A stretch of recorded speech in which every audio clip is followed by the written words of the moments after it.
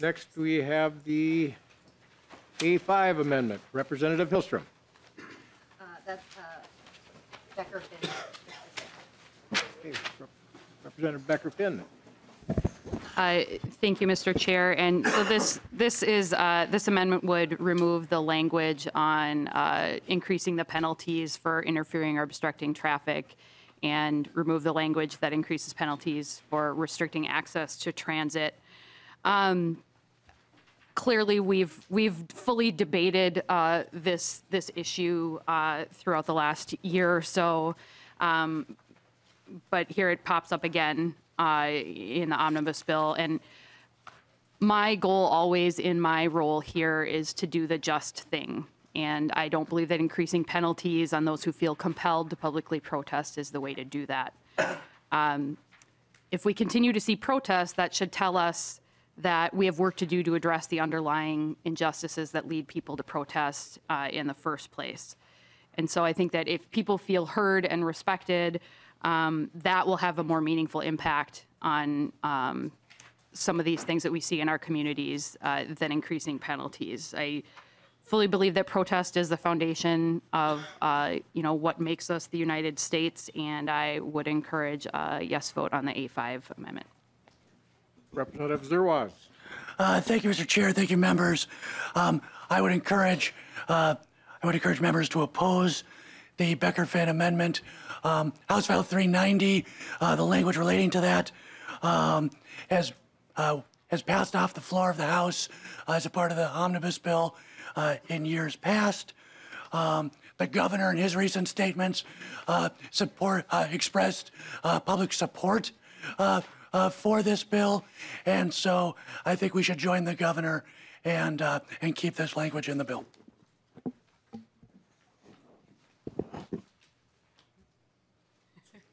Representative Becker-Finn. Thank you, Mr. Chair. And to be clear, it's passed off the House floor and then not become law. And I believe, and maybe someone else knows, but I believe the governor's comments were related to Section 13 and not Section 14, the difference between freeways and airports and transit vehicles. So I just want to make that clarification. Representative Dean. Thank you, Mr. Chair. I was going to reiterate that I don't believe that the governor has agreed with all sections of the original bill and all sections of this amendment. And, the foundation of our country was based on protest, and there was damage to property. There were lots of things that happened that sort of our founding of our country, being white Europeans that settled this land, was that sometimes it's important to protest against the government because of things that are happening and things that are unjust. And, I understand the concern that we have when individuals go to extreme measures, but to repeat what Representative Becker-Finn said, people aren't doing this just for fun. They're doing this because they've tried, and they've tried, and they've tried again to try to change laws that disproportionately impact different groups in our state. And I think that increasing the penalties is, in some weird way, thought to be a deterrent to make sure this doesn't happen.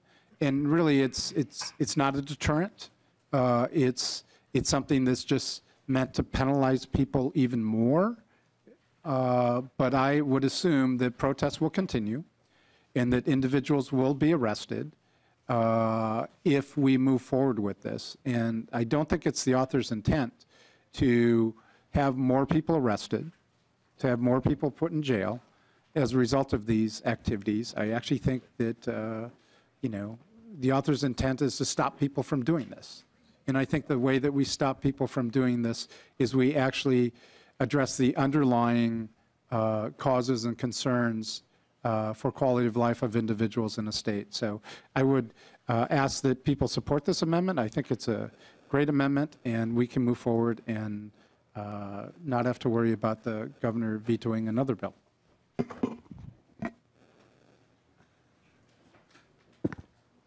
Representative Zerwas. Thank you, Mr. Chair. And Representative Dean, I respect, I respect where you're coming from, and I get what you're saying. And my goal truly is deterrence. And the larger bill here is full of increased criminal penalties in hopes of deterrence. Representative Ward has a provision within the bill where it increases criminal penalties on prostitution in an attempt to deter it. And so I think that concept is not somehow brand new or untested. It exists in this bill from provisions in this bill offered by DFL members. So I think we need to just accept that the idea that increasing criminal penalties as an attempt to deter criminal behavior is a process this legislature has historically and presently engages in a bipartisan approach. My goal is to get people not to block freeways, not to block access to airports, and not to shut down the billion-dollar train system. I think this bill will help do that. I 100% agree with you that the First Amendment allows for people to protest and ask for redress on their government. It does not, however, afford you the right to park your Buick across 3 lanes of I-94. If you believe it does, you have been misinformed. There is nothing that is currently legal in the state of Minnesota that this language would make illegal. It takes current criminal activity and it increases the penalty on it, which, as I said, is a bipartisan approach in this bill and in bills passed to try to crack down on criminal behavior. Representative Pinto. Thank you, Mr. Chair. Representative Zerwas, as you know, I'm a prosecutor of gender violence, especially sexual exploitation, done training for law enforcement and others on prostitution, sex trafficking, and I worked closely with Representative Ward on the language that you cited about prostitution, which, as you note, in the bill, it increases the penalty for a second-time offense of buying sex from somebody else to a felony. And Representative Zerwas, while it's true that certainly the hope is that over time there may be those who buy sex may well be dissuaded, there may be some deterrence. In the first instance, that is not the goal. Certainly was not my goal in pushing that. Criminal penalties are a statement by society as to what society thinks about certain behavior. Right? We say that something is a crime because we think it's not only bad behavior, because certain bad behavior is not criminal, but we believe that it's so bad that it's actually a violation of society's norms that we want to punish as a crime. And then we decide what penalty to assign. And Representative Zerwas, I would suggest to you and to your colleagues as well that deterrence is really not necessarily at the top of that list when we're thinking about it. The men who are going out and buying sex, certainly early on, if this does pass, they're not going to be consulting the statute books.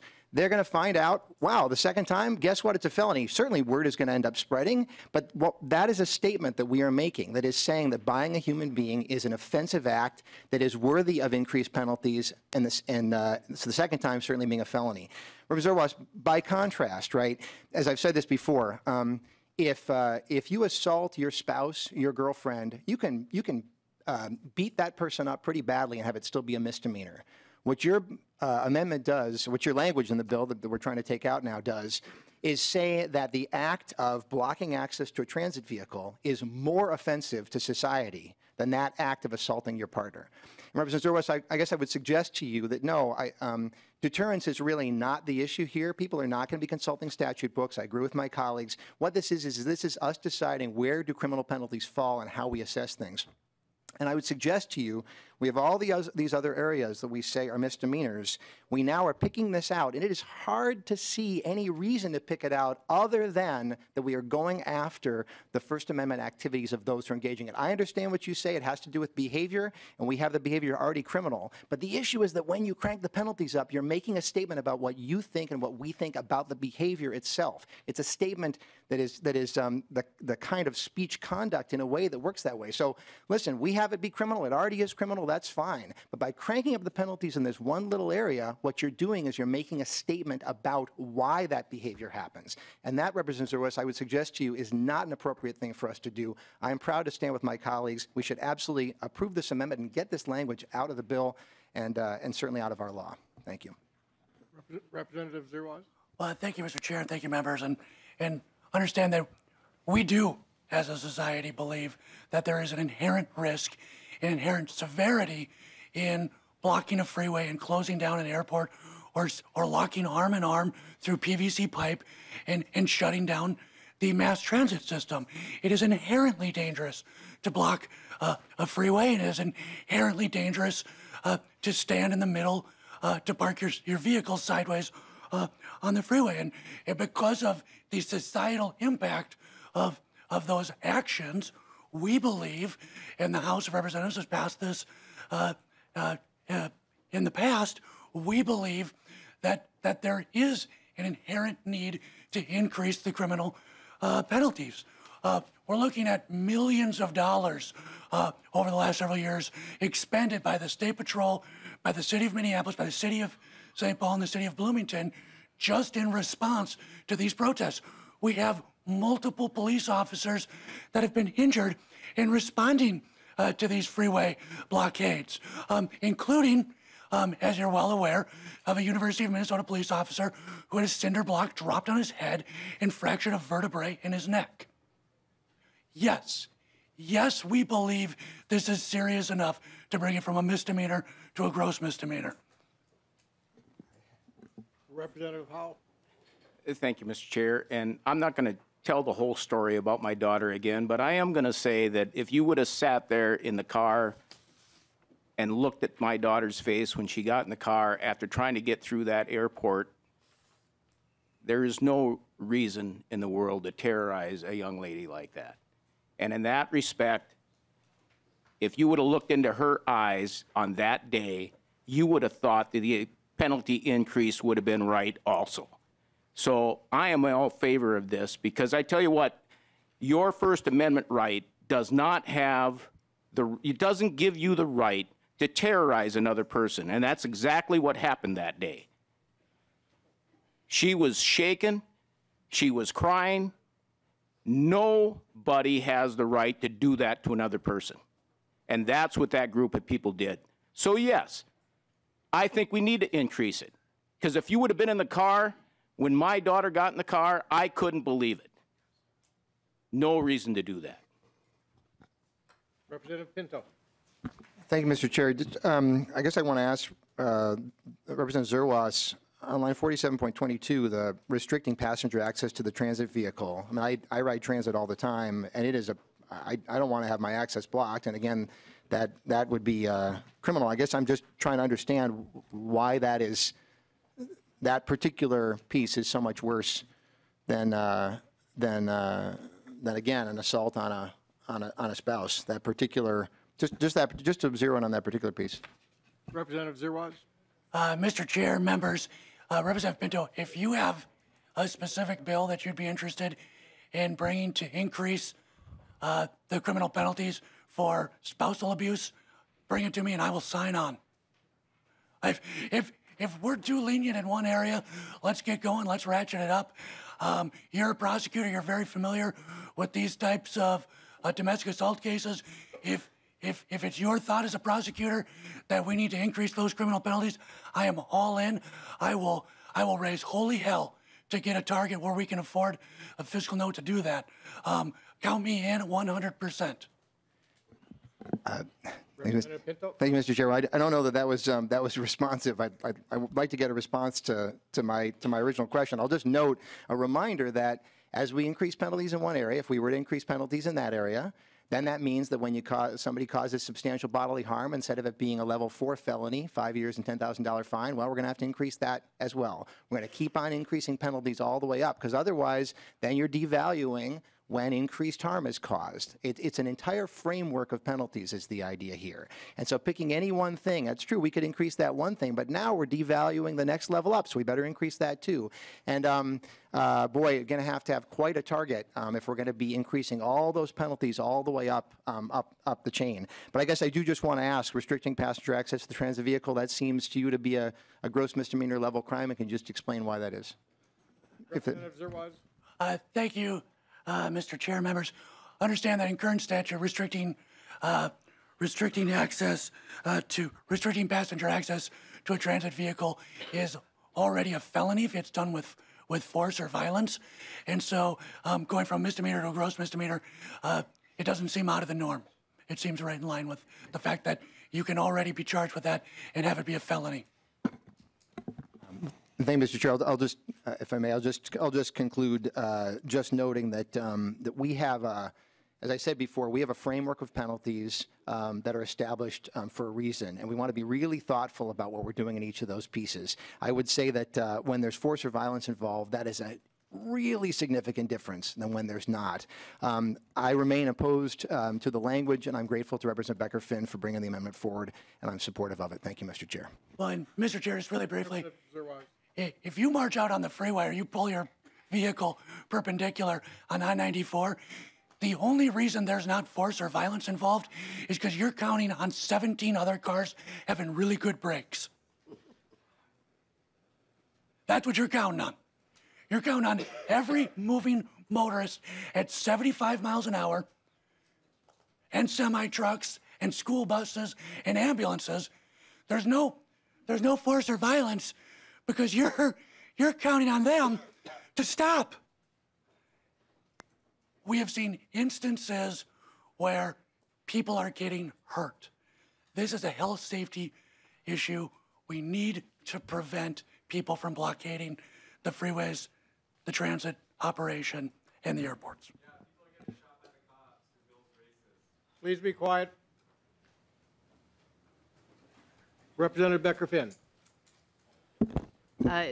Thank you, Mr. Chair. And I want to slow us down a little bit because I think the reason this original bill came forward was because of the protest on I-94. And that was because of what happened to Philando Castile. And so when we talk about how dangerous that is, I mean, I know you love the visual of the Buick across 94. But when we think about what compels a person to put themselves in danger, we need to think about why that is. Because people feel really strongly that their government and the people in power are not hearing them and reacting appropriately to some of the things that are happening in our communities. And so if we're going to talk about the compassion we feel thinking of someone's daughter in the backseat of a car, I hope that we can also remember the little girl in the backseat of Philando Castile's car and how painful and traumatic that entire experience was. And that pain and that experience and seeing that video and seeing that happen, that's what compels people to be willing to put themselves in harm's way. You know, just like, you know, we just memorialized Dr. King in the last couple of weeks again. And I think it's just, we need to think about what compels people to come forward and put themselves in harm's way, because it isn't to annoy you or scare you, or, you know, if we're going to talk about intent, that's not what people are trying to do. They're trying to get us to pay attention, and increasing the penalties, I think, is not a helpful reaction in paying attention to that pain that communities are suffering. Representative Newberger. Thank you, Mr. Chair, and thank you, Representative Zerwas, for going down this path and having the fortitude to take the stand that you have. I don't agree with pulling out this language. Members, I have been very quiet on this issue. I really could have said a lot last year, but I did not. I thought that the issue had been properly vetted. But let me give you a perspective here from a paramedic's point of view. All of you know I've done this for 30 years, full time. The folks in the audience might not. I worked for an ambulance service that covers about half of Hennepin County, and we do 70,000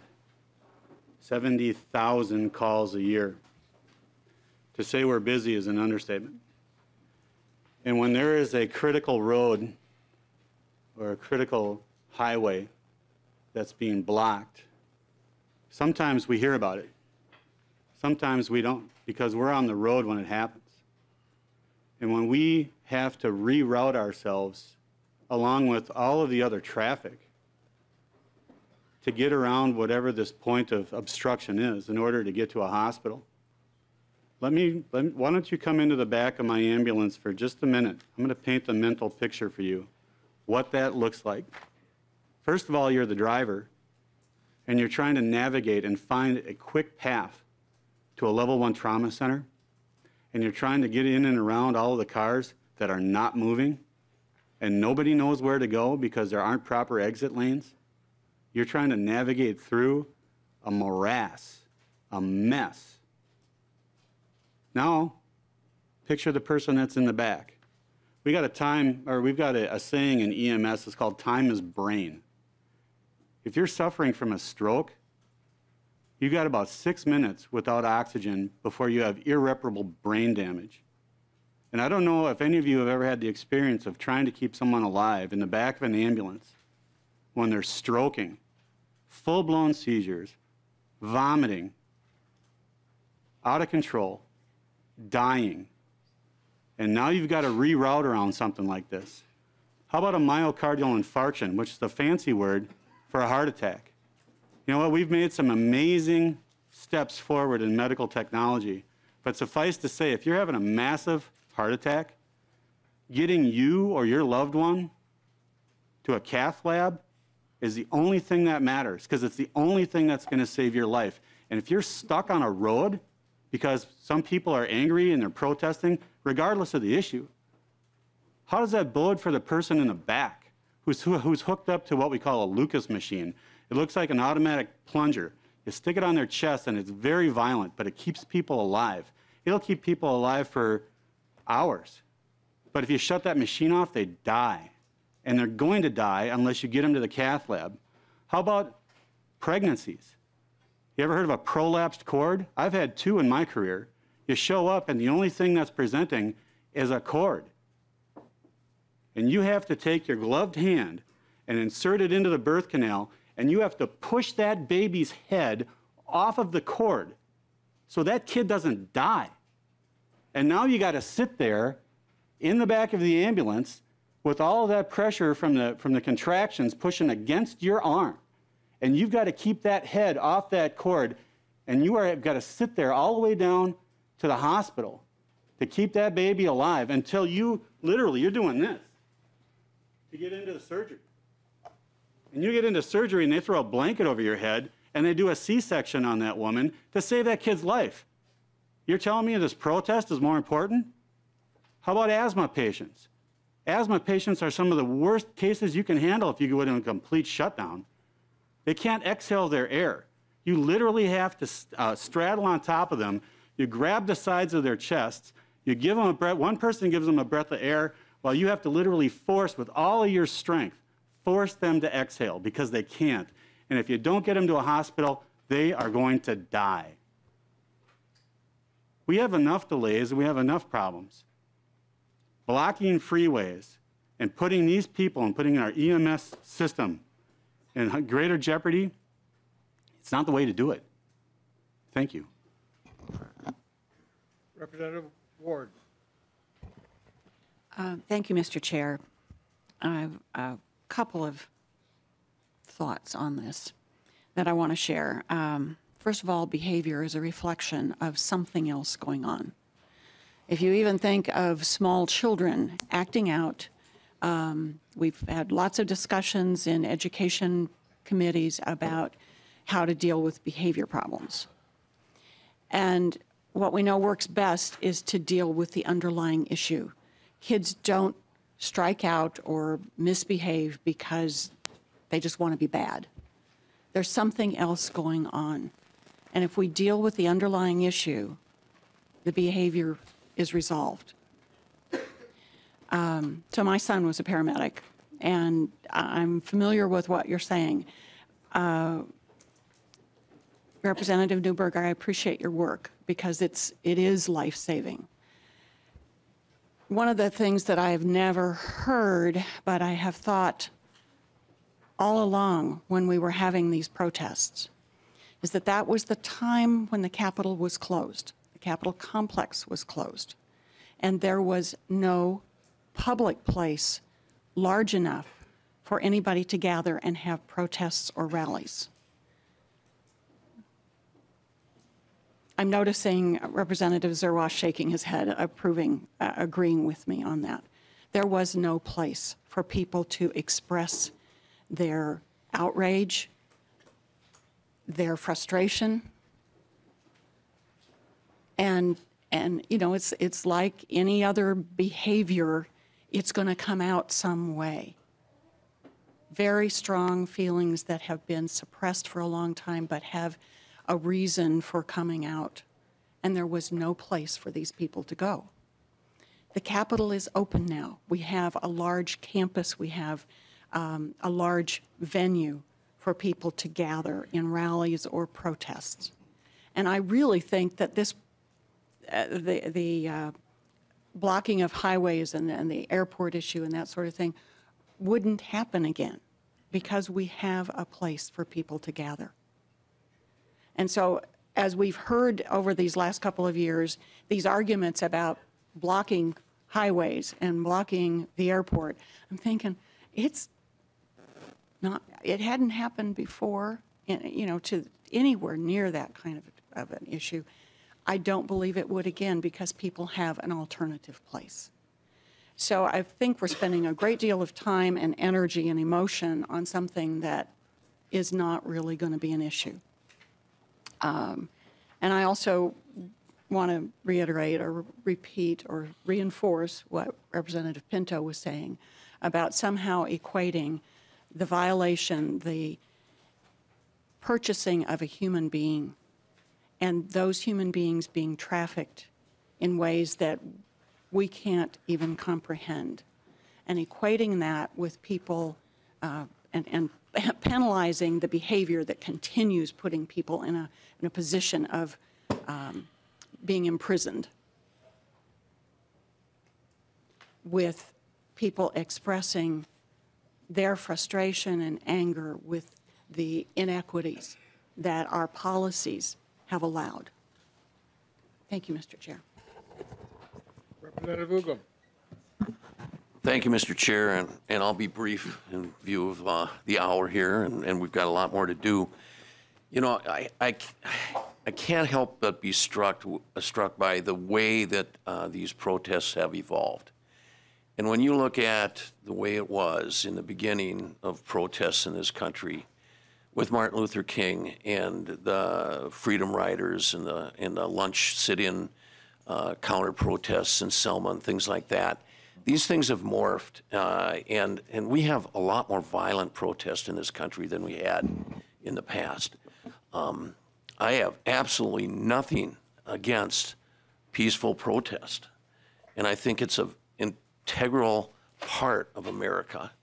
And you're right. I mean, we started this with a Tea Party, with a Tea Party in Boston Harbor, but nonetheless, you know, we are a society based on laws, and we have to protect our people. Representative Newberger, you're so right. I mean, other people are being, the possibilities are horrible. So this bill does not restrict our right of protest. It's something that if you're going to protest, do it right. But let's not be violent about it. Let's not block freeways and public transit at airports and everything else. And Representative Ward, you're right. You know, protests here at the Capitol, I actually like them. I really do. And I think it's a wonderful venue and a good place to exchange ideas. But a freeway is not the place to do that, and violence is not the way to go. And if we have to increase penalties, I think we need to do that to protect the public. Thank you. Representative Becker-Finn. Thank you, Mr. Chair. And I guess just to respond to what Representative Uglum just said about doing it right. Well, I think it sounds like doing protest right to you is whichever way is not inconvenient for you. I didn't say And so I think the point of protest is that it is disruptive so that people pay attention. And as a society, we accept traffic delays. We accept spending hundreds of millions of dollars on police time for marathons and hockey games and the Super Bowl. But what this bill says to me is that we won't accept those delays and those extra dollars spent for desperate communities that are begging us to pay attention and do something. And I don't think that's right. And not to diminish anything that Representative Newberger shared with us, but as a paramedic, I'm guessing you don't take the bus.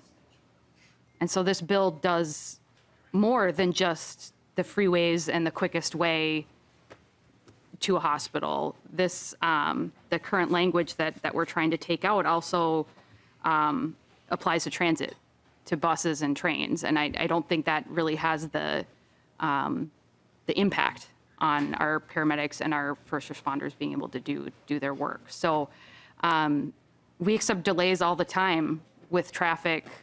We're forced to here in Minnesota for the weather, for all kinds of reasons.